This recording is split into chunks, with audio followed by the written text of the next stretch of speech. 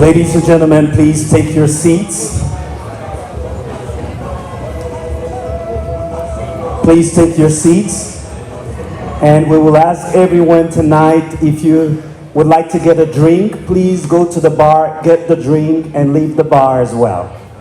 So if you're just walking in, you're welcome to go to the table, get some food silently. We want to get to know the person that we are paying respect to. Now, even if you know her, certain things might not be familiar to you, and others will know her from a different perspective. So I would like everybody to be silent and listen, and let's be dignified like the amazing people that we are. So the first person that I'm gonna call is her eldest daughter.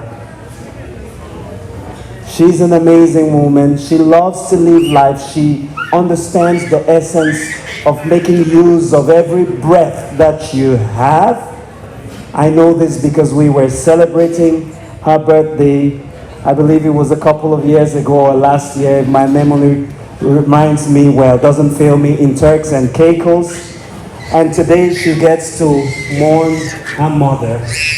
And let's hear from her, ladies and gentlemen. She will speak about her mom, and we will know her from a different perspective. Please put your hands together for Na Maj Sendze Fonda.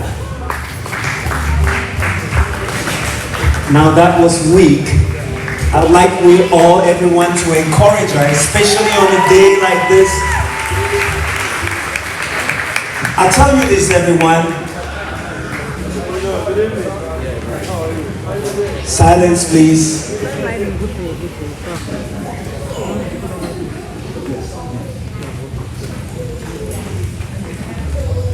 Thank you very much. I am going to ask everybody tonight to encourage this family.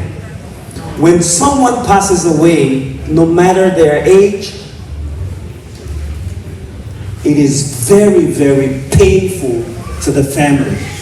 I say this from experience because I lost my dad and I know how painful it was. We can never feel their pain, but it is very painful. And I know that when someone is mourning, if you can take a minute to make their life different, to give them a different perspective, get them to laugh and smile and feel encouraged and forget for just that 1 second of the pain, they get to feel better. So I'm hoping that tonight we will encourage them with our applause, with our attention, anything we can do to put a smile on their faces so that when mom is buried, they know that they and their friends, all of us, gave her a befitting burial. So please, ladies and gentlemen, join me to encourage Na Maj as she comes to speak about her mom with a round of applause.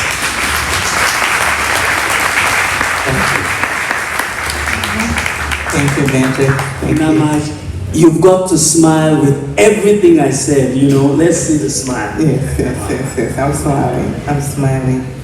I'm smiling. I'm smiling because really we're truly blessed. I had to really enjoy the essence of my mother for over 60 years. I'm 60 years today and my mother just died.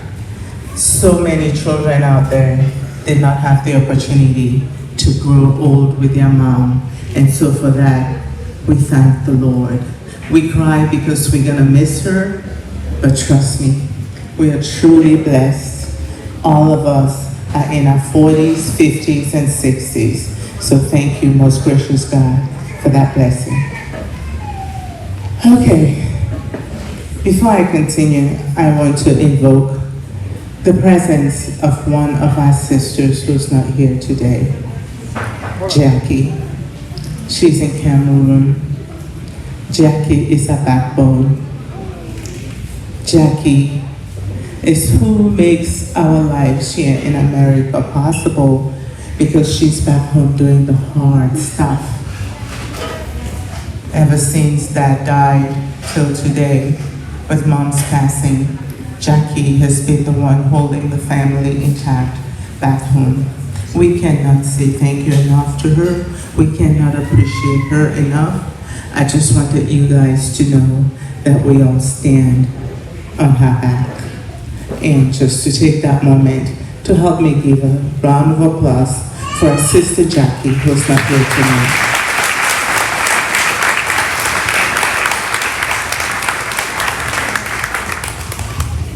Thank you. Okay, so how can I, in less than 10 minutes, describe the essence of a special woman who was our mother? Shortly after she passed, I started thinking about that. I was reminded of the fact that she was so many persons to so many people, and I tried so hard to encapsulate her essence in one word. She was a sister, she was an auntie, she was a cousin, she was a grandma, great-grandma, auntie, I said that already, a wife, a CWA sister, a Christian, and most importantly, a woman of God. She was also a Yah, and the list goes on. So when I started thinking about the best way to bring her life to her life or her essence to you, all I could think about was the image of a phoenix. You see, a phoenix is a bird associated with Greek mythology that often regenerates and obtains new life by rising from the ashes. This imagery of the phoenix is echoed in the essence of our mother, who always found a way to fight for herself, her husband, her children, her siblings, her cousins, son-in-laws, her grandchildren, her friends, and people in her community.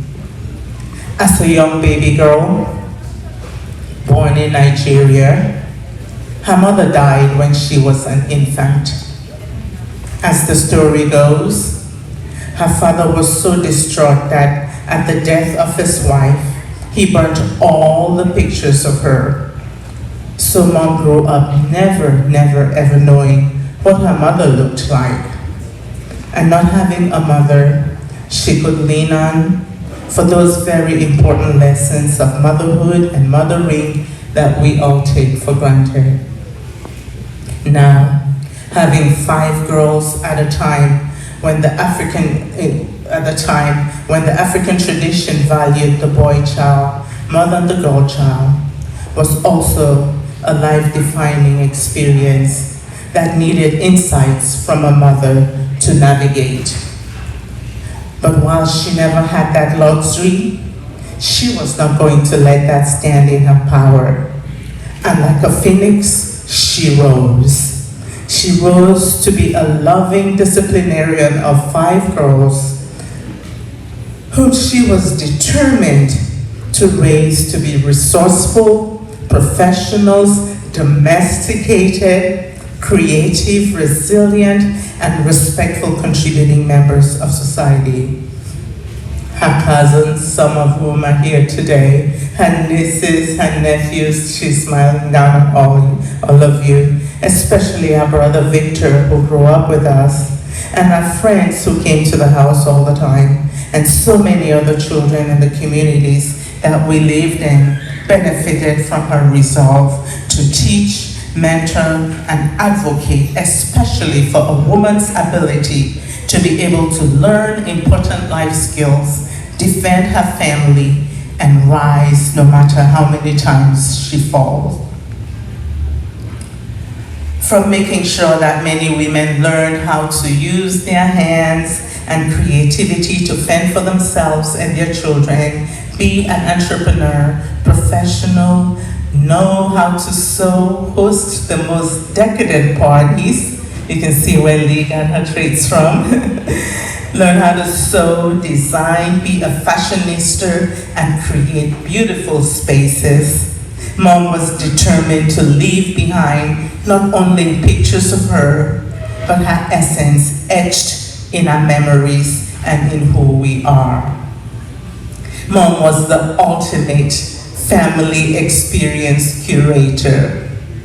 Her love for singing, especially gospel music, dancing, creating family experiences, made our home the nexus of rich family gatherings when we were growing up. From uncles, aunties, cousins, friends, extended relatives, and with her children always ready to perform as stage singers and dancers, Mom curated a mecca of warmth, family festivities, laughter in our home, especially during birthday parties and Christmas, and also when the family came from out of town to visit. And no matter what strife was going on in our immediate and extended families, her penchant for creating these experiences enabled her to pull us up from the dust and rise like a phoenix. Mom was the youngest and only girl of 5. Her father and her brothers and her uncles all doted over her, especially her dad. She was the beautiful Mary Yefon Vega, who grew up to be a well-poised, trend-setting, yet feisty young woman who knew what she wanted and exactly how to go about getting it. Being the only girl among 4 boys, she learned early in life how to fight a good fight. She used her fighty spirit and mastered the art of standing up for others and for herself. Oh yes, her dad had his hands full, and through their 51 years of marriage before he died, he had mastered the skill of calming down the phoenix. Her cousins, nieces, nephews, extended family all knew they had someone they could always count on to help them through a fight and rise from the ashes. All they had to do was send a message or make a phone call, and Mom would jump into her car like a good soldier and get into action, ready to help a woman in need. Her feisty spirit was also on full display in our lives. Like every family, we had our own fair share of tribulations, but our mother's feistiness and our dad's calm resolve became the secret sauce that enabled us to rise from the dust like a phoenix. Each and every one of us can attest to several key points in our lives, especially adults, when Mom helped us rise from the ashes. Through failed marriages, through successful marriages, through childbirth, through raising grandchildren, Mom was there fighting for us like a good soldier, always. Oh yes, she fought for us and also made sure she fought for herself, especially when she felt we were trying to control her. But after our dad passed about 10 years ago, you could tell she was losing her fight. She really did not want to do much besides sit and watch TV all day. This was an area of great contention between her and us, her children, who really could not understand why she did not want to get up and move, especially given the fact that she had health issues that required her to get up and move to stay healthy. But no, Mom knew exactly how she wanted to live this last mile in her life's journey. Every ounce of fight she had left in her, she used it to fight us, to let us understand that she did not align with our approach of what we wanted her life to be at this point. She was going to live her life according to her terms. When she left the US in November 2021, despite an escalated protest, she told us she's not coming back to the States and that she was going back to her home in Bamenda. It made no sense to us, especially as she needed constant medical attention. But there was no stopping her. Once again, her feisty spirit was in full display. She managed to successfully fight and wear down 5 strong women who overwhelmingly protested her return to Bamenda. But like a phoenix, she made her triumphant entry back into Bamenda, where she continued to sit down in front of her TV while standing up for herself and for her choice to live by her terms until May 2nd, 2023, when the good Lord said, "Enough, my daughter. It's time to come home and rest. Your fight here is over."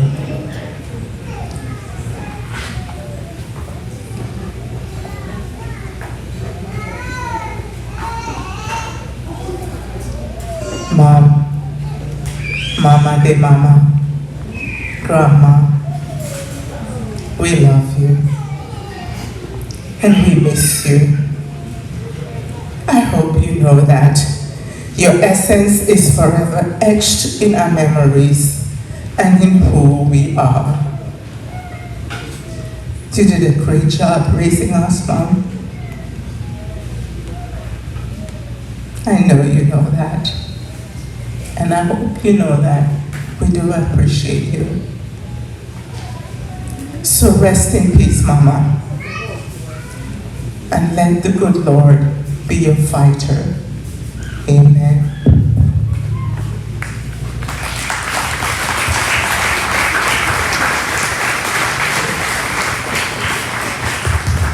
Now that was amazing, speaking about your mom in that way, capturing all her characteristics. Where's the family seated tonight? The immediate family, they're right here.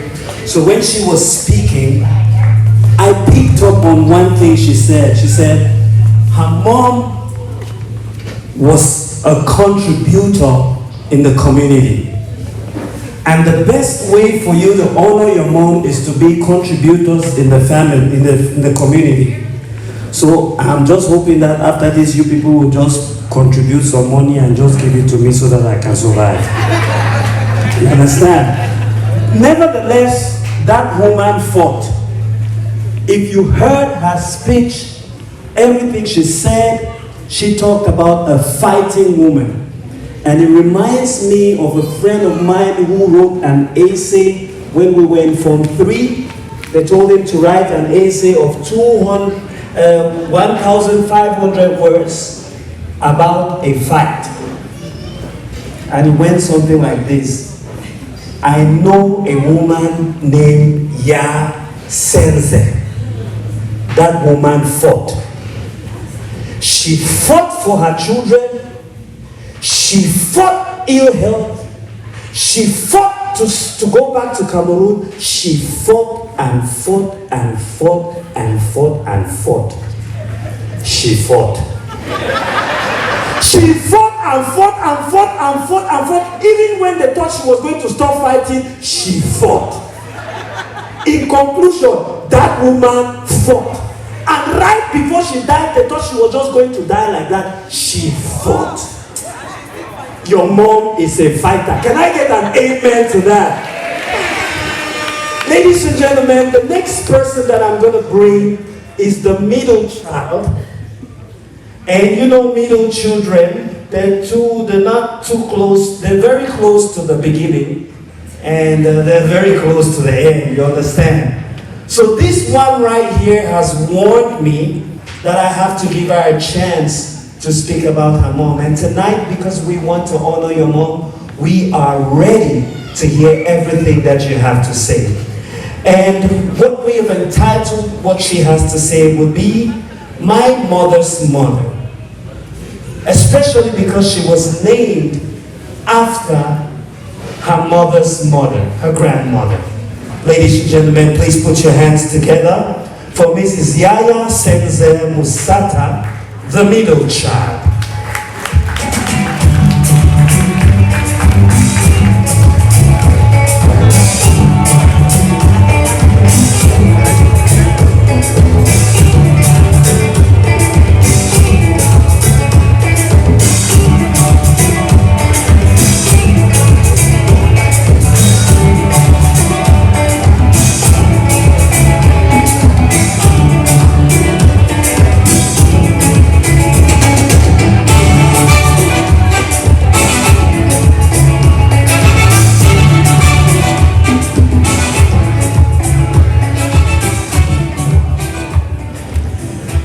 So thank you all. So this song, there's a reason why this song was played. It was one of my mom's favorite songs, and Bebe Manga was a very personal friend of hers, and she actually organized a concert earlier on when Bebe Manga was still a musician and going around and playing. So this is a song that is very special and near and dear to her heart. So that's why I had to try to dance to the song as much as she loved it. So, ladies and gentlemen, thank you all so much for coming out in your numbers to honor our mom.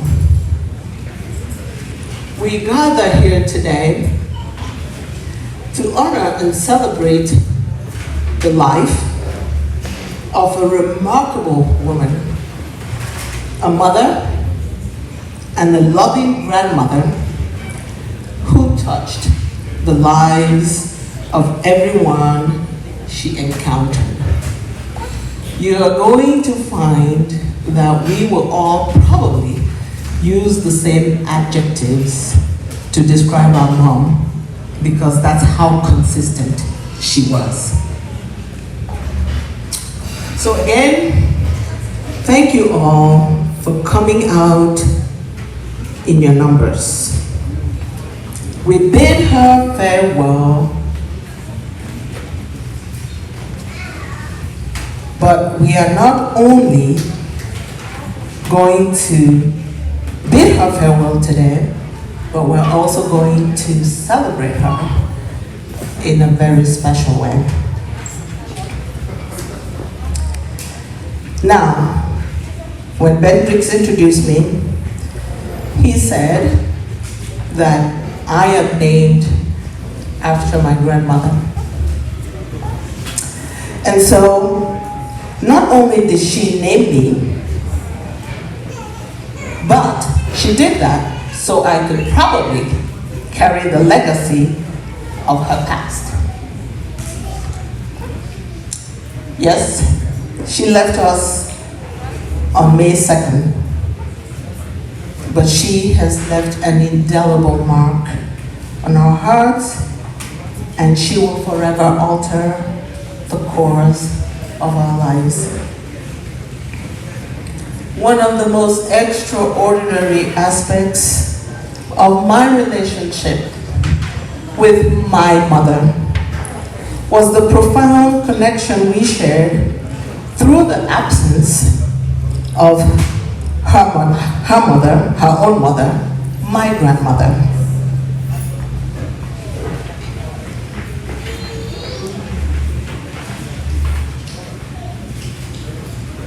From a tender age, my mother lost the guiding light of her life, and it was a void that could never be filled. But through the ethereal thread of destiny, I became more than a daughter and filled that role as her mother, my grandmother. And my mother paid tribute to the woman she yearned to know, to love, and to be loved by. in that simple act of naming me, she gifted me with the honor and responsibility of carrying forward the legacy of strength, resilience, and compassion that my grandmother embodied.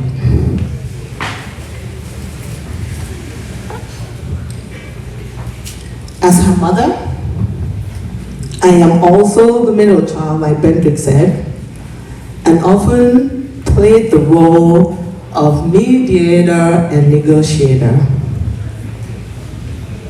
And like my sister Mark said, she was very feisty.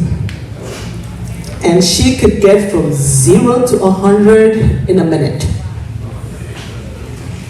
And my sisters would all rally me and say, we need our middle child superpower right now to get mom down from 100 to 0. But yes, I had a way of taking her from 100 to 0 in no time. And in our eyes, I became the vessel that carried the spirit of my grandmother, an everlasting reminder of the mother she so dearly missed. Although my time with my grandmother was never meant to be, I came to understand that my mother saw in me the embodiment of all the qualities she admired and cherished and wished she had seen in her own mother. She entrusted me with her deepest secrets, dreams, and fears, treating me not only as a daughter, but also as a guiding force, a source of comfort, and a symbol of the love she missed out.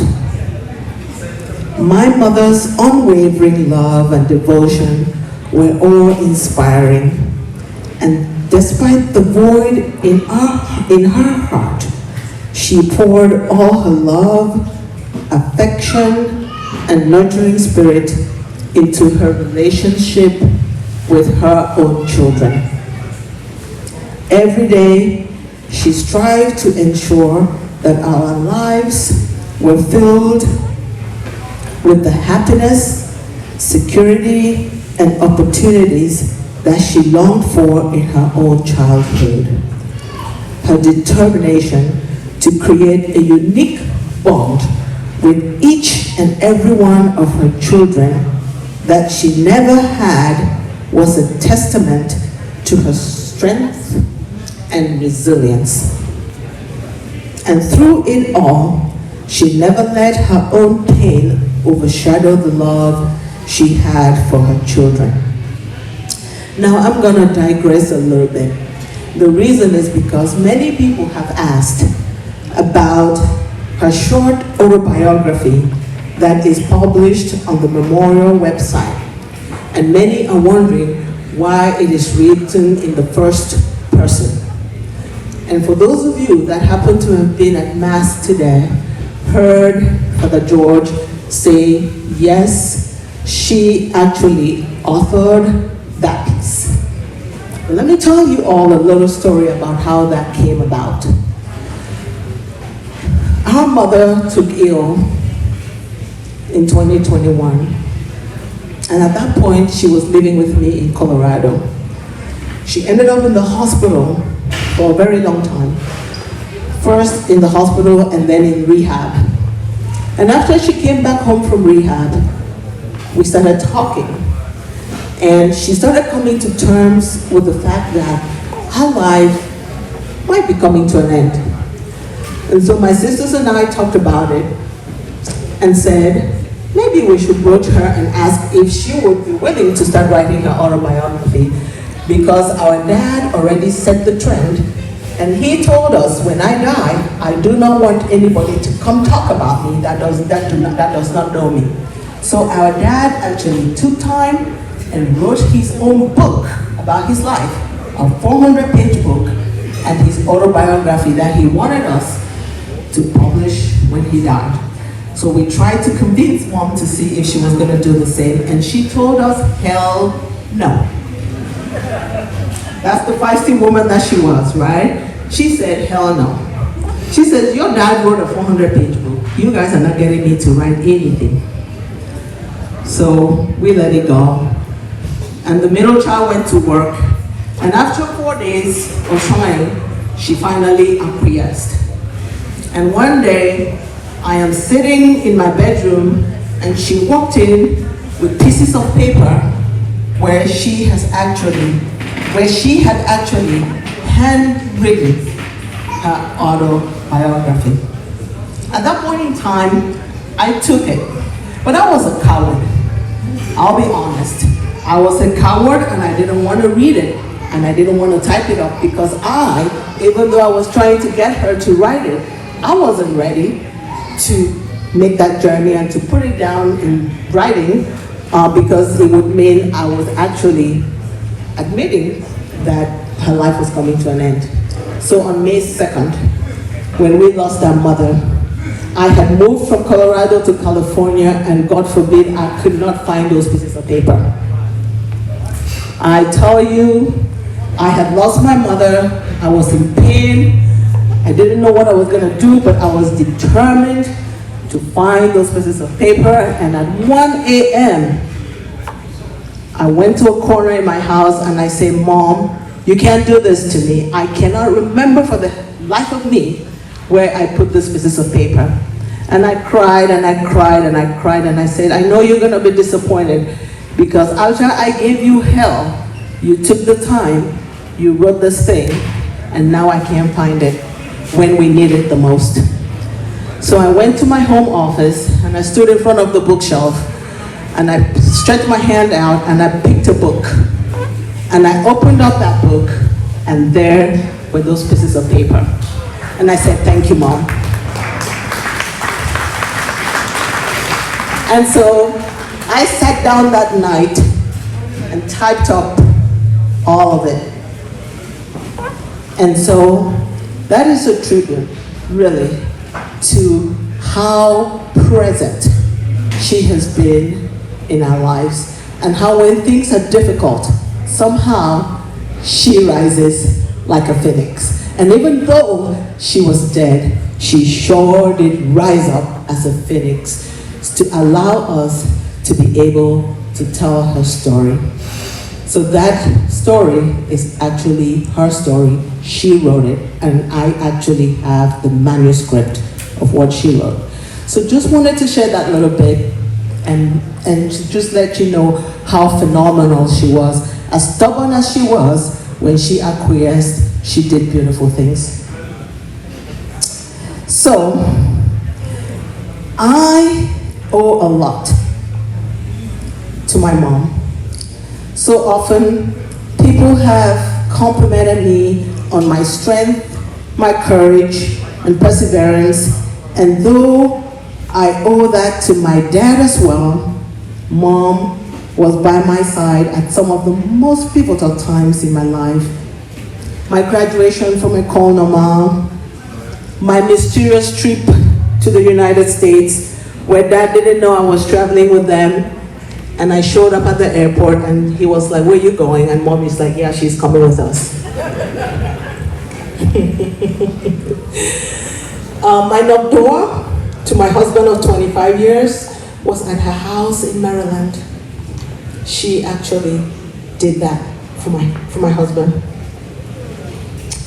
The birth of my children, where she stood her ground and ensured I wasn't given any epidural. She stood there and she said, you're gonna have these babies and you're not gonna have an epidural. And I sure did.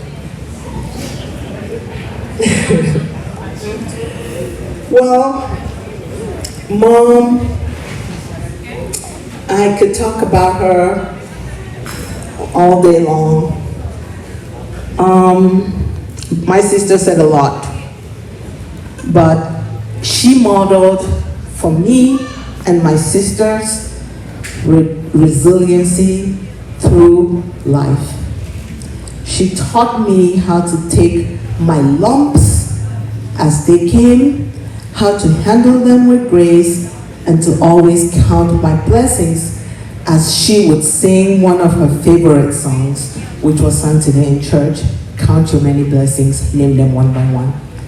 She would do that all the time when she feels like we were starting to lose faith.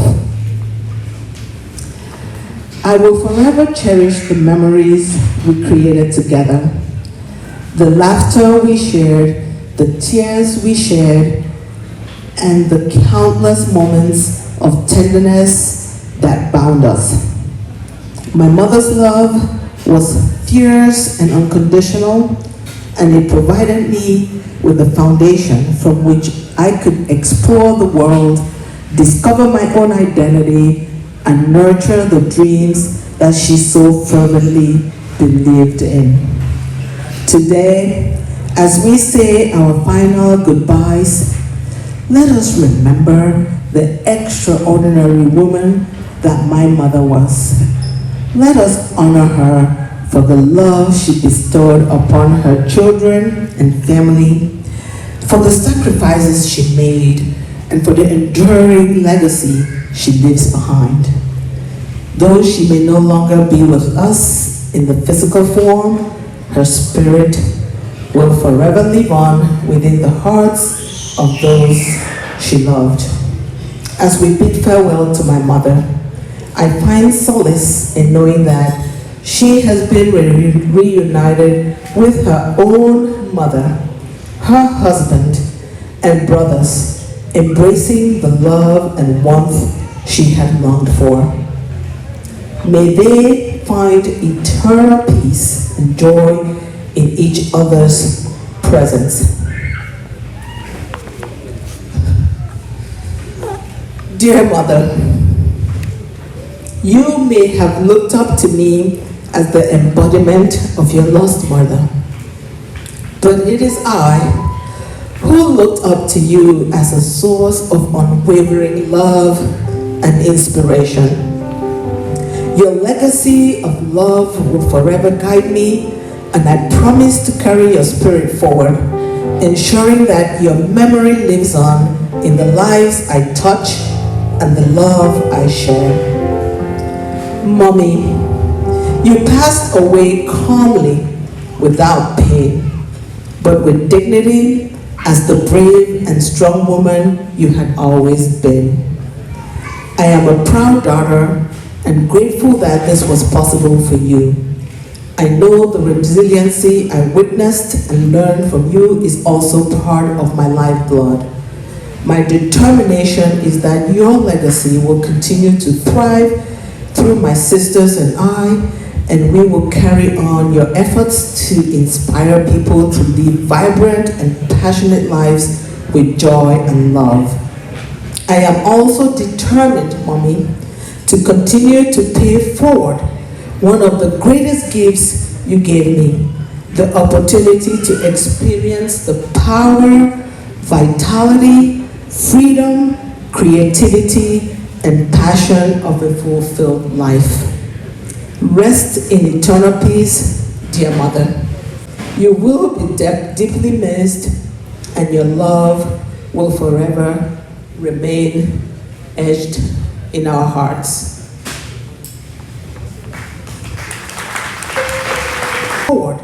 One of the greatest gifts you gave me, the opportunity to experience the power, vitality, freedom, creativity, and passion of a fulfilled life. Rest in eternal peace, dear Mother. You will be deeply missed, and your love will forever remain etched in our hearts.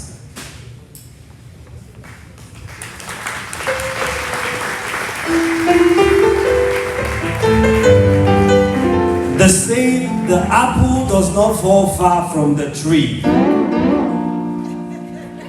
Dad was a writer. He wrote his own biography, 4,000 words. Mom was a reader, and then inside Connie, Mom also wrote something, you understand? So this is a family of writers. And tonight, we've already heard from 2 writers, you understand? And then there are more writers coming who don't die.